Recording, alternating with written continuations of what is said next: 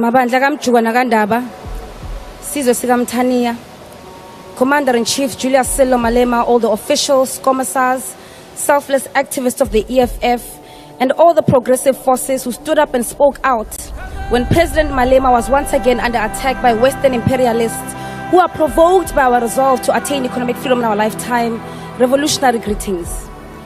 President Cyril Ramaphosa will respond to you on behalf of thousands and thousands of young men and women who recently completed their matric but are faced with the tormenting reality that their lives, like those before them, will amount to nothingness because their bachelor's degrees passes did not guarantee them a table in university. Your presidency does nothing for us, Mr. President. It doesn't protect us, nor does it give us justice. These black women and majority of black people in this country had their land stripped away from them by white supremacists.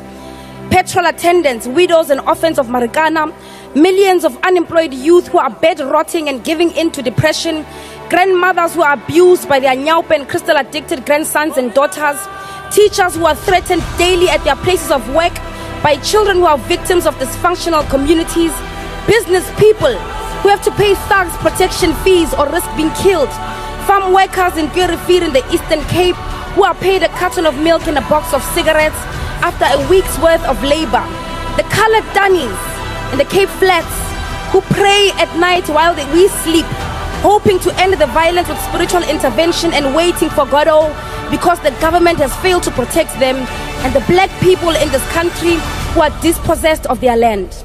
We agree with you that you must not be bullied. The reality is that, Mr. President, you are being bullied.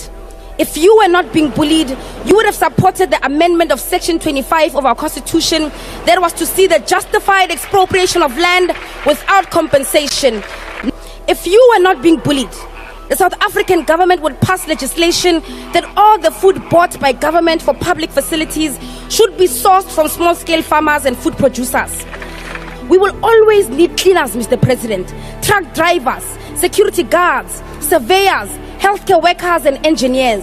There is no tangible reason to subject our nation to the mercy of the private sector through tenders for basic functions of the state. Build the capacity of the state you are in charge of. Do the actual work.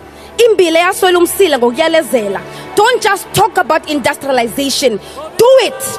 We export almost everything in this country, and your government oversees the compromise of industries we used to dominate. When we were once a nation that boasted dominance in the textile industry, it is because you are bullied. Introduce vocational education in earlier grades. Decolonize the education curriculum. We want you to be exhausted of creating matriculants who have zero skills to show after 12 years of being in the education system. You have been president for 7 years now. May this be the very last State of the Nation address where you hide the shame of your incompetency behind a vision board that never comes to fruition. You chose the people who don't have a history of ever choosing your own people because you are bullied. And so long as that is the hill that you are willing to build your legacy on,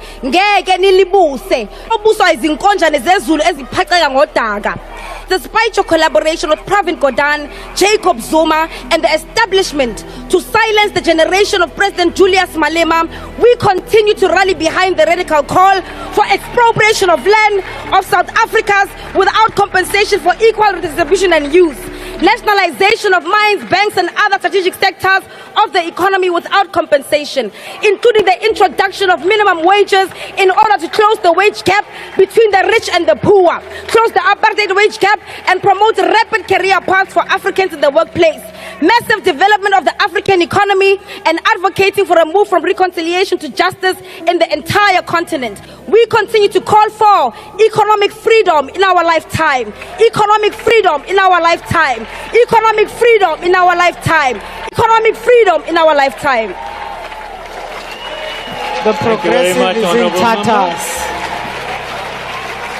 The next member to the podium will be the Honourable Minister of Higher Education.